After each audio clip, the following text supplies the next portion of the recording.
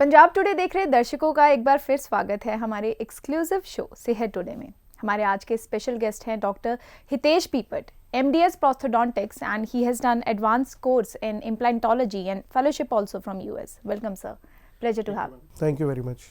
Sir start करेंगे prosthodontics branch में कौन सी कॉमन इश्यूज होते हैं या कौन सी सर्जरीज इन्वॉल्व है? प्रोस्थोडोंटिक्स में ऐसे बेसिकली क्या है कि जो बुजुर्ग लोग हैं वो जो खाना नहीं खा पाते हैं, जिनके सारे दांत निकल चुके होते हैं, वो लोग हमारे पास जब आते हैं तो उनको हमें डेंचर्स देने पड़ते हैं या फिक्स आज की डेट में इम्प्लांट्स आ गए हैं जो जैसी जिसकी डिमांड और जितनी उनकी कैपेसिटी है कि वो पे कितना कर सकते हैं, बिकॉज इम्प्लांट्स एक थोड़ा कॉस्टलियर ट्रीटमेंट रहता है और डेंचर्स हमारे जो हैं वो नॉर्मल रहते हैं। बट डेफिनेटली येस, प्रोस्थोडोंटिक्स उन्हें एक खाना खाने लायक दांत दे देता है और हम ऐसा कहते हैं कि अगर हम उनको दांत दे रहे हैं तो हम उनकी ज़िंदगी के 10 साल और बढ़ा रहे हैं। बिकॉज कुछ भी अगर वो खाएंगे तो प्रॉपरली अगर वो च्यू करेंगे तभी उनको वो चीज़ का असर मिल पाएगा, उनको न्यूट्रिएंट्स मिल जाएंगे। अदरवाइज वो सिर्फ उसको एनगल्फ करते रहते हैं और जब एनगल्फ करेंगे तो उसके कारण उनकी डाइजेशन प्रॉब्लम्स आती हैं और भी बहुत ज़्यादा इश्यूज आते हैं। तो प्रोस्थोडोंटिक्स बेसिकली एक तो ये फील्ड में आ जाएगा। दूसरा रहता है कि जैसे हम जैसे यंग पेशेंट्स हैं या जिनके दांत बुजुर्ग भी हों लेकिन दे आर हट्टे कट्टे हैं और उन्होंने दांत बहुत अच्छे मेंटेन करे हैं, लेकिन कुछ ना कुछ दांत उन्होंने पहले किसी कारण निकलवा दिए हैं। तो निकलवाने के कारण वो जो स्पेस वहाँ पर क्रिएट हो गई है तो वहाँ पर दांत लगाना either it can B removable, it can B fix, तो वो सारा प्रोस्थोडोंटिक्स में आता है। ये हमारी फील्ड में बेसिकली रहता है। जी सर। प्रोट्रूडिंग टीथ है या ओवर क्राउडिंग है टीथ की या ओवरलैपिंग है, ये क्लियर इंडिकेशंस हैं कि यू नीड ट्रीटमेंट। इसके अलावा क्या सिम्टम्स हैं कि we can diagnose that we need to visit dentist? Ma'am, dentist के पास विजिट करने के लिए कोई क्राइटेरिया नहीं है बेसिकली। हमारे यहाँ पर इंडिया में most neglected part is the dentist. हमारे यहाँ पर लगता है कि अगर बंदे को कोई दांत में दर्द हुआ है तभी डेंटिस्ट के पास जाना चाहिए। वो एक बहुत बड़ा मिथ और आई कैन से मिसनॉमर है जो शुरू से चलता आ रहा है। Every patient needs a dentist, लेकिन सिर्फ फ़र्क इतना है कि कईयों को कुछ ट्रीटमेंट की रिक्वायरमेंट नहीं होती लेकिन उन्हें नहीं पता कि उनको रिक्वायरमेंट है या नहीं है। वो एक डॉक्टर ही, एक वेल क्वालिफाइड डॉक्टर या एक नॉर्मल ग्रेजुएट डॉक्टर भी देख के बता सकता है कि हाँ उन्हें किसी ट्रीटमेंट की ज़रूरत है या नहीं है। इसलिए हर बंदे को एटलीस्ट 6 मंथ्स के इंटरवल पे एक डेंटिस्ट को ज़रूर मिलना चाहिए अपने रूटीन चेकअप के लिए। और कुछ पेशेंट्स ऐसे भी होते हैं जिनको बहुत ज़्यादा केरीज प्रोन होते हैं, जिनको बहुत जल्दी कीड़े लग रहे होते हैं दांतों में, तो उनको जनरली एडवाइस रहता है कि आप 3 to 4 मंथ्स के इंटरवल पे ही चेक कराते रहिए। तो बेसिकली ये एक चीज़ रहती है। सर इसके अलावा RCT is itself a phobia, RCT की हम बात करते हैं तो इस प्रोसीजर के बारे में बताइए। And can RCT be prevented? Yes, 100% it can be prevented, but उसमें वही अगेन एक बात है, if you get your routine checkup done. अगर आप रेगुलर इंटरवल पे चेकअप करा रहे हैं और कोई भी दांत में एक RCT लगने का एक सिंपल सा सोल्यूशन, सिंपल सी बात एक है कि उस दांत के अंदर एक कीड़ा लग गया, एक नॉर्मल सी भाषा में अगर मैं बताऊं तो वो कीड़ा लग गया और वो दांतों की नसों तक चला गया, जिसके कारण उस दांत की RCT करनी पड़ रही है। बट अगर उसी दांत के ऊपर कीड़ा जो लगा है अगर आप उसे रूटीन पे चेक करा लेंगे तो वो दांत की कीड़े को नॉर्मल डॉक्टर एक वहाँ पर रिमूव करके फिलिंग करके बचा सकता है, जो दांतों की नसों तक नहीं जाने देगा और उसको रूट कनाल से प्रिवेंट कर देगा। लेकिन हम यही सोचते हैं कि हमें दर्द नहीं है तो हमें ज़रूरत नहीं है। तो ये अगेन मिथ बना हुआ है कि दर्द होने पे ही जाना है, बट एक्चुअली दर्द होना is a later stages which eventually lead up in root canals और फर्दर और भी डिटोरेशंस हो जाती हैं। कई लोग उसके लिए भी अपने आप घर में नुस्खे करते हैं, जैसे लौंग का तेल लगा लिया। No doubt it is a pain reliever है, मैं ये नहीं डिनाई करूँगा, लेकिन वो एक शॉर्ट स्पैन के लिए कि अगर आपको एक बहुत ज़्यादा दर्द हो रही है, आपने दवाई भी ले ली लेकिन स्टिल फ़र्क नहीं पड़ रहा, तो you can use a clove oil, but reach dentist as earliest as possible is always required. Sir implantology की आपने बात करी, so what is implantology in dentistry? Implantology ma'am वैसे बेसिकली बहुत देर से डेंटल फील्ड में है, लेकिन ड्यू टू कॉस्ट फैक्टर ये पहले इतना ज़्यादा यूज़ नहीं होता था, लेकिन आज की डेट में इतने कॉम्पिटिटिव हमारे पास कंपनीज एंड आगे हैं जिसके कारण इम्प्लांट मार्केट में अवेलेबल है। इम्प्लांट इज़ बेसिकली एक ऐसा मटेरियल है जो बायो कंपैटिबल है हमारी बॉडी के साथ। अगर हमारी दांत कहीं पे कोई मिसिंग है, अगर पूरा जबाड़ा तक मिसिंग है या कोई एक दांत मिसिंग है या 4 दांत मिसिंग है, उस जगह पे इम्प्लांट्स के साथ हम फिक्स दांत लगा सकते हैं। ये एक ऐसी चीज़ है जो लाइफ टाइम उनके साथ रहेगी। सिर्फ इनिशियली उनको थोड़ा सा केयर करना पड़ता है as instructions given by the doctor, और अगर आप उसको अच्छे से मेंटेन कर लेते हैं तो आपको लाइफ टाइम के लिए वो एक चीज़ वहाँ मिल जाती है। और परमानेंट टीथ जो इवेंचुअली वैसा ही काम करते हैं, not 100% like a natural teeth जैसे भगवान ने दिए, बट येस इम्प्लांट्स ऑलमोस्ट 90% तक आपको सेम अचीव दे देता है जो हमारे नेचुरल टीथ है। यस, वही अगर हम रिमूवेबल्स की बात करते हैं जो हमारे पहले से आज की डेट में, मैं इसे ऑब्सोल्यूट तो नहीं कहूँगा, बट हाँ due to the cost factor थोड़ा सस्ता होने के कारण लोग रिमूवेबल पे भी जाते हैं, बट रिमूवेबल भी पेशेंट लगवा लें तो कोई नुकसान नहीं है। बस फ़र्क ये है कि उसको च्यूइंग एफिशिएंसी ओनली 10% मिल पाती है जो 100% मिलनी चाहिए थी, या 90% तक अचीव कर सकते हैं हम इम्प्लांट्स के साथ। लेकिन लोग due to the cost factor definitely opted there, जो भी उनकी पॉकेट अलाउ करती है उस हिसाब से कर लेते हैं। सो कॉमनली आस्क्ड क्वेश्चन है या डाउट है इम्प्लांटोलॉजी से related, is it painful? No, it is not. Frankly speaking, अगर आप दांत एक्सट्रैक्ट कराने जाते हो उसमें ज़्यादा पेन होती है, या मैं कहूँ पेन भी नहीं होती है, बेसिकली उसमें खिंच फील होती है, लेकिन इम्प्लांट में वो भी नहीं होता। It just that the anaesthesia which has to be administered very gently, और एक अच्छा एनेस्थीसिया अगर आपको दिया हुआ है तो आपको बिल्कुल पता नहीं लगता और इम्प्लांट्स आपके हो भी जाते हैं। So is it recommended for all age groups? Yes, it can be depending upon medical conditions. We have to see the medical condition patient की कैसी है कि उनमें वो indicated है या नहीं है। ये नहीं है कि every case is an implant case. A doctor should know, and maximum doctors know when to say no to the patient for an implant. उन केसेस में हमें जनरली फिर हम रिमूवेबल या कोई और फिक्स ऑप्शंस में, जैसे हमारे पास कास्ट पार्शियल डेंचल्स होते हैं, हम उनकी तरफ शिफ्ट करना प्रेफर करते हैं। बट येस, ये नहीं है कि हर केस इम्प्लांट है, बट अगर 90% में कहूँ तो इम्प्लांट्स हो जाते हैं। मेडिकल हिस्ट्री है जिनकी, लेट इट बी डायबिटीज, उनके लिए इम्प्लांट्स रिकमेंडेड है sir? Yes, why not? If it is a control diabetes then it can be done, but अगर कंट्रोल नहीं है तो डेफिनेटली हमें थोड़ा सा अवॉइड करना चाहिए, बिकॉज डायबिटीज़ के कारण बेसिकली पेशेंट की हीलिंग स्लो होती है और ब्लीडिंग कंट्रोल नहीं हो पाती। हमें उसके लिए कुछ प्रिलिमिनरी टेस्ट भी करने पड़ते हैं, बट अगर हमारी कंट्रोल्ड वैल्यूज़ में आ जाता है तो हम कर सकते हैं। So how much time it will take to heal? Basically implants एक ऐसी चीज़ है जिसमें अगर आप करना चाहें तो आज की डेट में ऐसे इम्प्लांट्स भी आ गए हैं कि अगर आप चाहें तो 24 to 72 आवर्स के अंदर अंदर आप उसके ऊपर दांत भी दे सकते हैं, but that is always a temporary teeth. अगर हम परमानेंट दांत लगाने की बात करें तो eventually we need basically 3 months।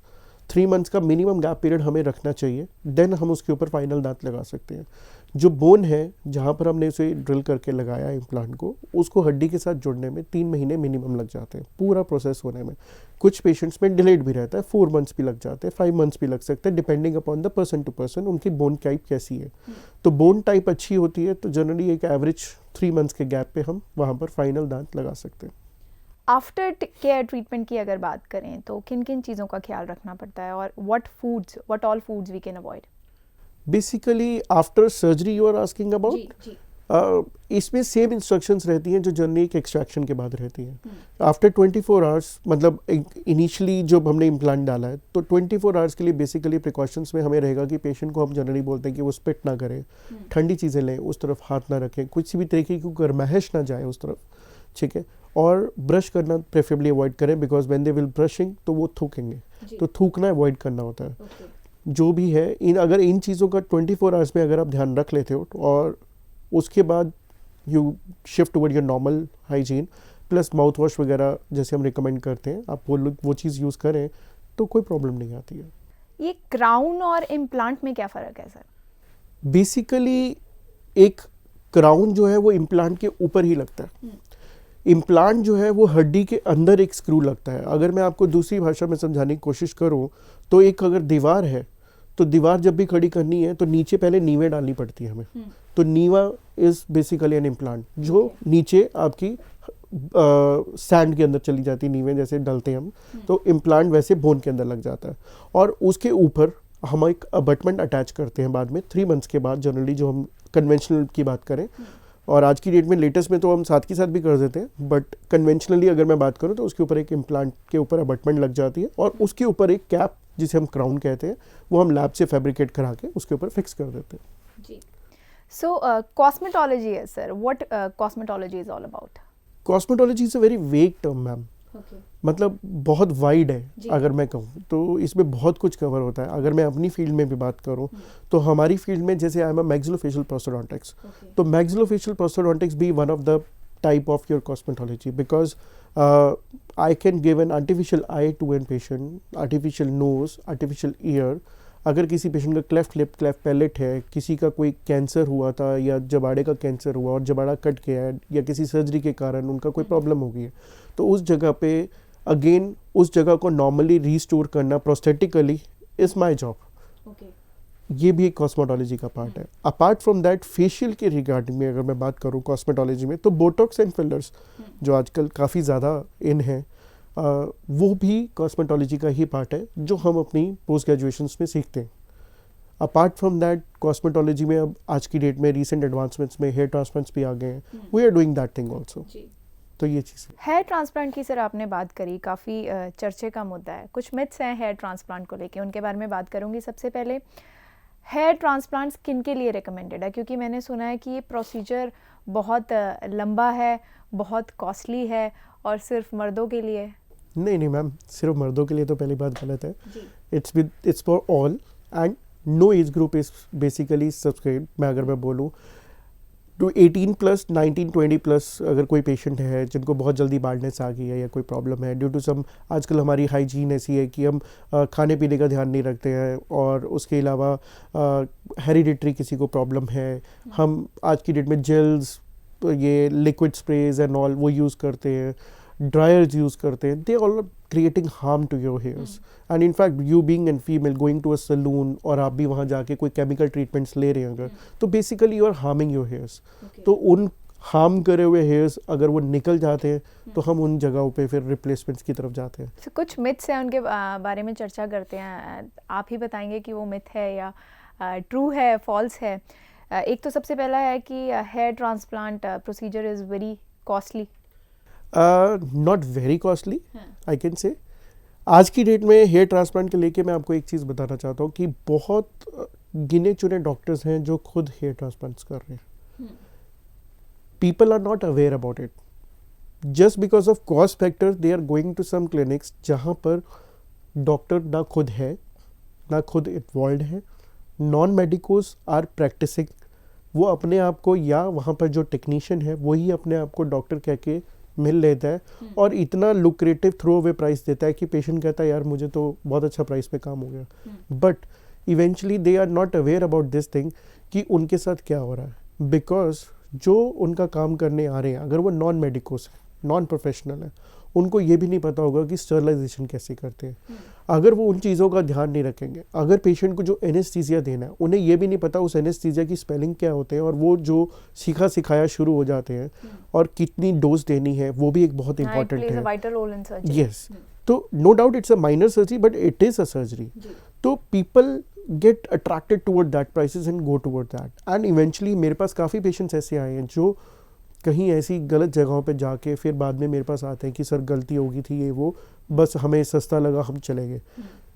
सस्ते में यस, मैं अगेन आपने जैसे कॉस्ट बोला कि बहुत महंगा है, हर डॉक्टर अपनी कैपेबिलिटी के अकॉर्डिंग कॉस्टिंग लेता है, जितना अच्छा जितना पुराना। प्लस अगर डॉक्टर खुद काम कर रहा है तो वो डेफिनेटली अपनी स्किल के चार्जेस लेता है। तो ये कहना ही गलत होगा कि वो लोग बहुत महंगा है। हाँ, ये ज़रूर है कि अगर आप एक अच्छी डिसेंट क्लिनिक पे जाते हैं जहाँ डॉक्टर खुद काम कर रहा हो तो एक एवरेज प्राइसिंग में आपका काम बहुत अच्छा हो सकता है। बट पीपल शुड नो कि वो जा कहाँ रहे हैं, वो जाके एटलीस्ट ये पता तो करें कि उनका काम करने वाला डॉक्टर है कौन, उन्होंने सीखा क्या है, कहाँ से पढ़ाई करी है, क्या वो एक्चुअली में वहाँ पर उनके रिजल्ट्स कैसे हैं, वो चीज़ों पे ध्यान देना चाहिए। तो प्राइस वेरी करता है according to skill. Definitely every clinic every place different prices, but important again वही है whether you are going to a doctor या रोड पे झोला छाप जो घूम रहे हैं उनके पास। दूसरा ये है कि it's very this procedure is very painful and it's not natural at all and it's temporary. No ma'am, it is not at all, मैं ये नहीं कहूँगा कि बिल्कुल पेनलेस है, ऐसा नहीं है. Frankly speaking we use very tiny fine needles for that giving an anaesthesia. जो एनेस्थीसिया देते हुए हल्का सा पेन पता लगता है, क्योंकि इंजेक्शन लगा तो वो तो पता लगेगा ही. जितना हो सके हम उसे पेनलेस करने की कोशिश करते हैं. काफ़ी पेशेंट्स का पेन थ्रेशोल्ड इतना अच्छा होता है कि वो बिल्कुल फील ही नहीं करते हैं कि हाँ उनको कुछ हुआ है. लेकिन कई पेशेंट्स का पेन थ्रेशोल्ड बहुत कम होता है, उनको हल्का सा भी चुभाएंगे तो उनको लगता है. तो हम उसके लिए भी कुछ ना कुछ डिफरेंट वेज निकालते रहते हैं ताकि उनको वो भी पता ना लगे. But once anaesthesia is administered, उसके बाद पेशेंट को कोई प्रॉब्लम नहीं होती है. It's quite normal and they are totally awake. It is like काफ़ी पेशेंट्स ये भी पूछते हैं कि हाँ हम सुन हो गए तो मतलब कहीं पूरी बॉडी अवेक है या नहीं है, हम अंदर जा रहे हैं जैसे जनरल एनेस्थीसिया में होता है, वैसा नहीं है.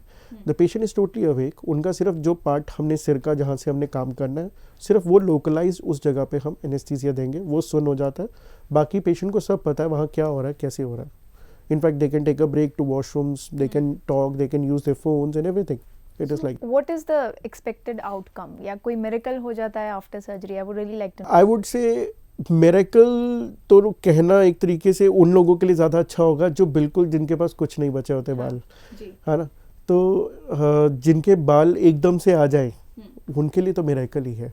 लेकिन मैं ये चीज़ ज़रूर बोलूँगा कि हाँ we always try to achieve the best results so that patient की जितनी अच्छी डेंसिटी हो, जितना अच्छा नेचुरल लुक आ जाए उसमें पेशेंट, ताकि इतना कॉन्फिडेंस लाए कि वो बाहर जाए और उसको कोई पिन पॉइंट भी ना कर पाए कि यार आपने कुछ करवाया. मज़ा उस चीज़ का आता है. जी बिल्कुल. सर, सर्जरी की हम जैसे बात करते हैं, आपने जैसे कहा कि माइनर है या मेजर है but it is a surgery, तो सर्जरी का नाम सुन के लोग काफ़ी डर जाते हैं. तो उन लोगों के लिए what are the common risk and complications associated with any kind of surgery in your dentistry?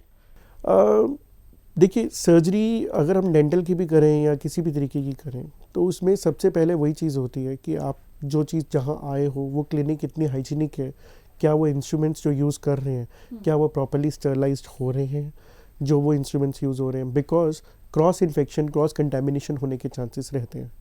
Dental में तो बहुत ज़्यादा ही रहते हैं क्योंकि once you are doing and in fact in the hair transplant also आप ब्लड के साथ खेल रहे हैं तो it can be cross contaminated. हम उससे पहले जनरली कोई भी माइनर सर्जरी से भी प्रेफरेबली कोशिश करते हैं कि हम पेशेंट्स के हम पहले ब्लड टेस्ट करवा लेते हैं ताकि कोई भी अगर किसी भी तरीके की कॉम्प्लिकेशन अगर हमें लगती आ सकती है तो हम पेशेंट को पहले ही बता दें उसके बारे में. और दूसरी चीज़ ये रहती है कि जब हम अपने जैसे सर्जरी में पेशेंट आ गया है तो काफ़ी लोग, कई बार क्या होता है कि खाली पेट आ जाते हैं, वो एक बहुत बड़ी गलती कर देते हैं और कई बार हमें पेशेंट को वापस भेजना पड़ता है उसके लिए.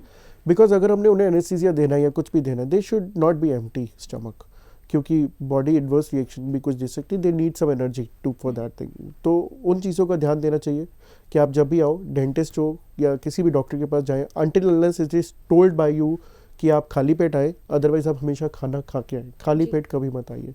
ये एक बहुत बड़ा चीज़ है जो लोग नहीं ध्यान देते हैं. सर, आखिरी सवाल.